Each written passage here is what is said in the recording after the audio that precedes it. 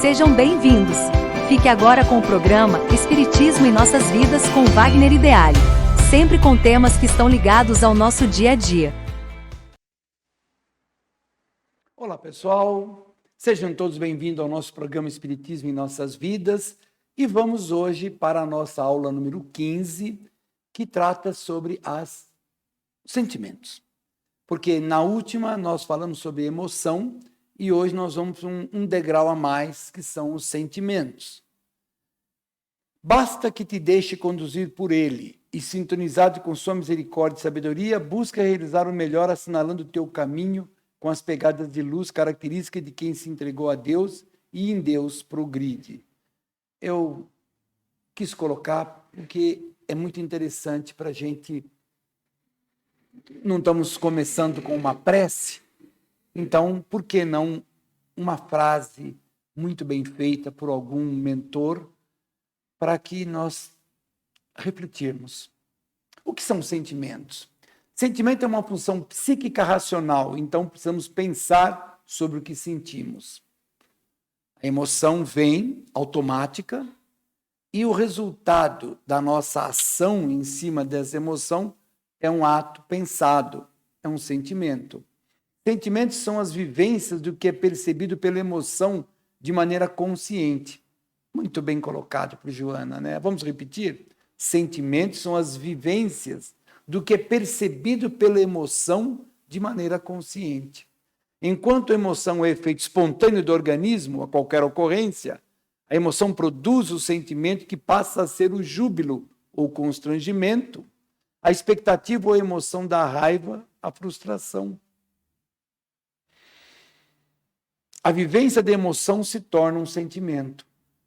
É uma característica de todos nós, boas ou não. Depende de quanto a gente vai dar valor àquela emoção. Não existe, olha, essa frase não é de Joana, isso aqui eu copiei de um texto, porque eu achei interessante. Não existe amor à primeira vista, precisamos quebrar esse mito, porque não dá tempo, não podemos olhar e já amar. Por que está sendo colocado isso? Existe a paixão à primeira vista, que é uma emoção. O amor é a construção daquela emoção que se chama paixão. Depois de um tempo vivendo a paixão, né, esse vai se construindo o amor. Então, é muito romântico, né, pensar em Romeu e Julieta, aquele amor à primeira vista, aquela coisa toda. A gente aprende que realmente vai existir sim uma paixão, uma atração. E essa atração vai se amadurecendo com o passar do tempo. A vivência, o conhecimento vai fazendo com que a gente sinta uma emoção mais profunda, que vai ser chamado de amor. Não estou querendo aqui destruir as construções românticas dos filmes ou dos textos aí dos romances, né? Mas é uma realidade se nós formos examinar. E vamos transcender a vida física. Por quê?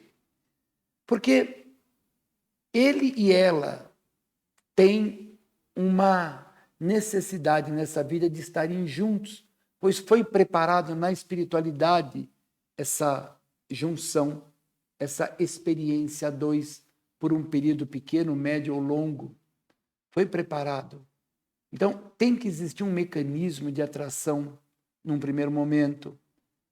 Quer dizer que não existe amor à primeira vista? Pode até existir, mas o que normalmente se tem é uma paixão inicial, é uma atração, seja ela uma atração física, seja ela até mesmo uma atração intelectual, pois a outra pessoa é extremamente inteligente e isso me atrai.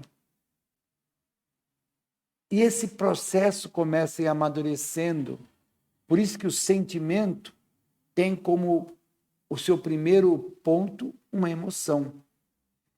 O Jung vai nos dizer o seguinte: o sentimento é uma função da psique. Nesse momento, nós estamos falando de um sentimento elevado, vivenciado pelo self, porque o self trabalha os sentimentos elevados. as coisas que produzem evolução para o espírito. Essa instância maior. Vamos falar do sentimento como função da psique, assim como é função dela a intuição e o pensar. Então, sentimento, não precisamos pensar que sentimento é uma coisa boa. Sentimento é uma emoção trabalhada. E nós vamos falar daqui a pouquinho sobre o ato de pensar e o contexto da intuição.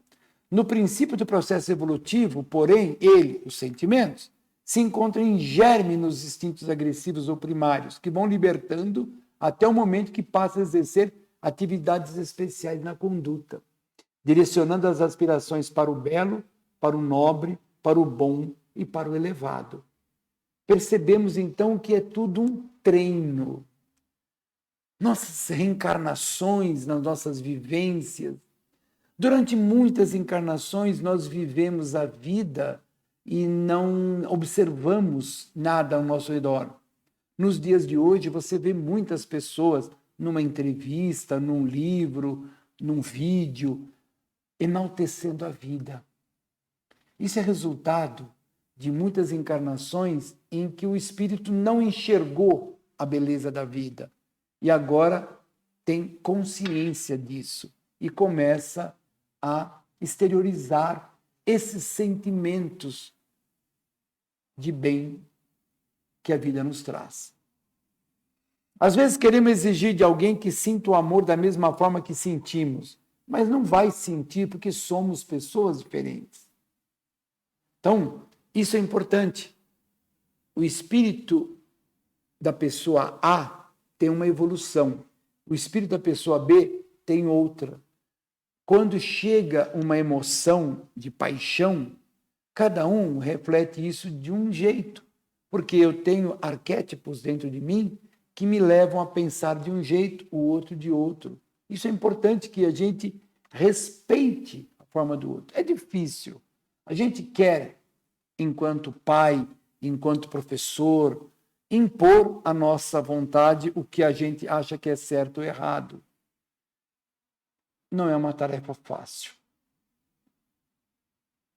O sentimento é racional, porque é necessário que a consciência participe desse processo. É o que nós estamos falando desde o começo do nosso programa. Até mesmo no programa passado, sobre emoção, falamos, o sentimento é trabalhado pela consciência. Se não for, então ele não é sentimento, ele é uma emoção ainda, ele está no primarismo ainda. O cão, quando é ameaçado, reage com raiva. Nós colocamos esse texto na aula passada. O cão, quando é ameaçado, reage com raiva. Ele não pode transformar essa emoção em sentimento, porque ele não tem capacidade e não possui ainda essa consciência. Tomar consciência é capacidade somente do ser humano, que transforma emoções vividas em sentimentos. Pelo menos uma primeira visão assim. Acredito eu que num estudo mais profundo, nós vamos ver que os animais têm mais do que simplesmente instinto e emoções primárias. Talvez a gente, com um estudo mais profundo, venha descobrir, e eu acredito que sim, que existam mais emoções e até mesmo princípios de sentimento num animal. Como o sentimento está ligado a um raciocínio, então vai ser um sentimento mais primário, mas vai ter. Aqui nós vamos falar um pouco agora sobre os tipos psicológicos, já que estamos falando de sentimentos. Ela fala, tipos psicológicos é uma disposição geral que se observa nos indivíduos, caracterizando quanto a interesses, referências e habilidades.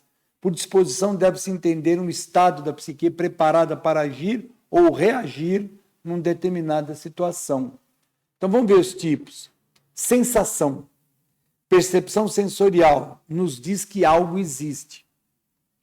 Eu sinto que tem alguma coisa. Aquilo acontece.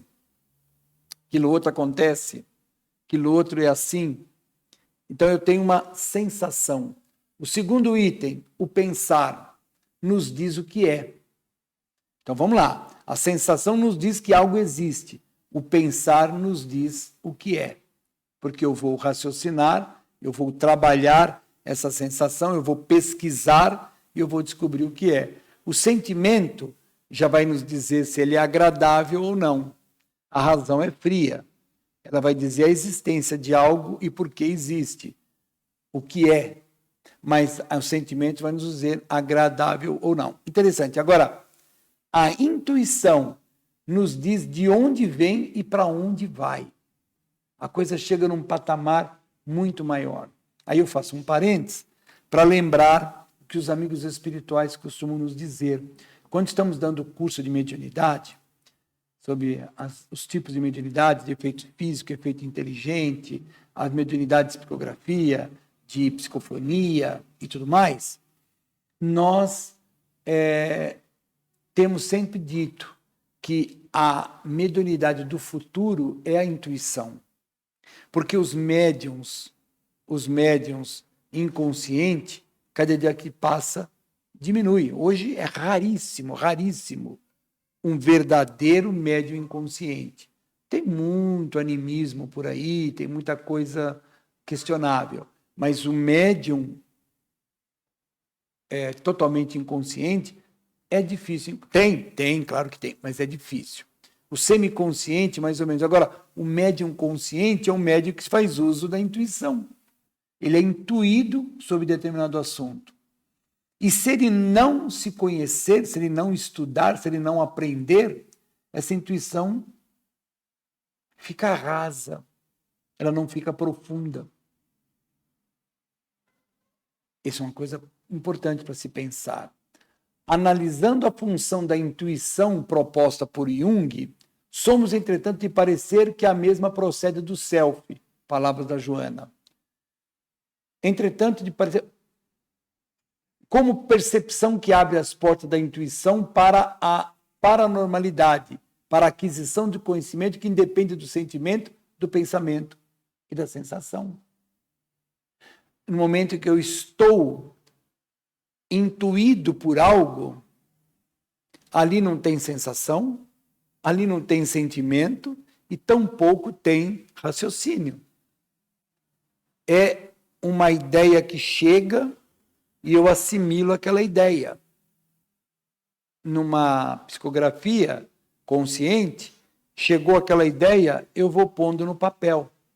Pode ser que ao ler aquilo não faça muito sentido, porque a gente vai captando e vai transmitindo. Necessário, talvez, depois uma correção.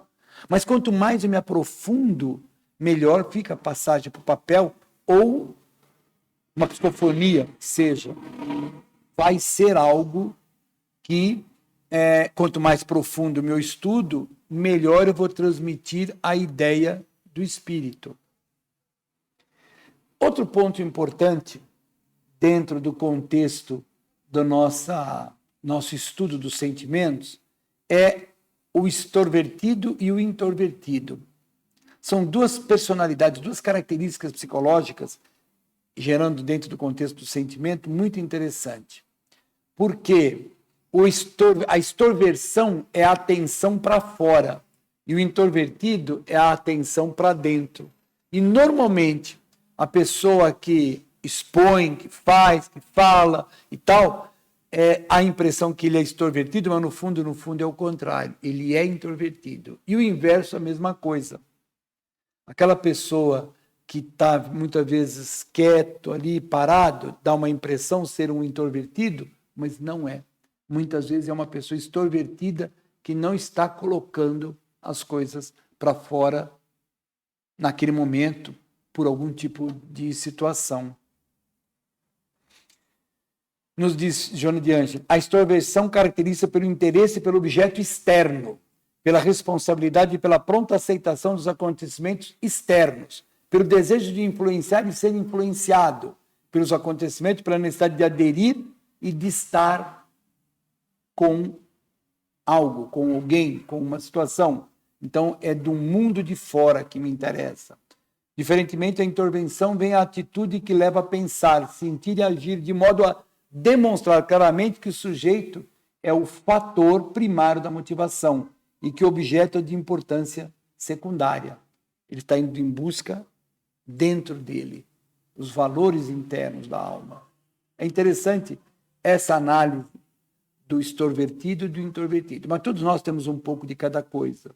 Só que tem pessoas que são mais extrovertidas, porque elas estão em busca mais do mundo lá fora.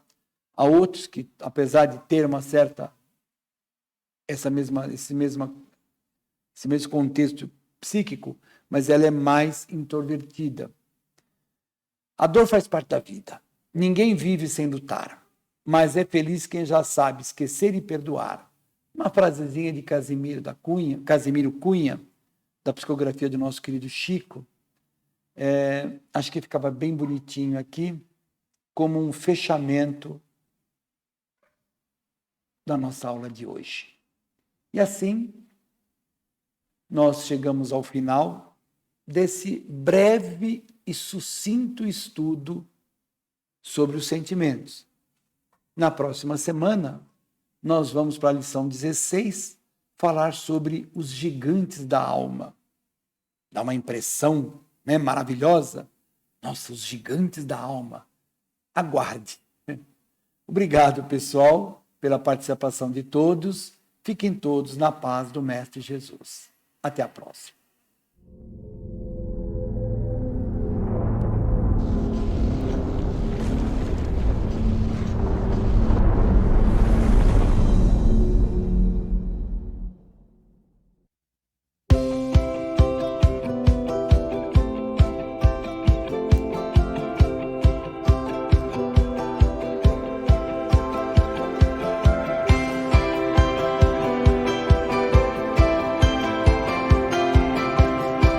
Você assistiu o programa Espiritismo em Nossas Vidas, com Wagner Ideale.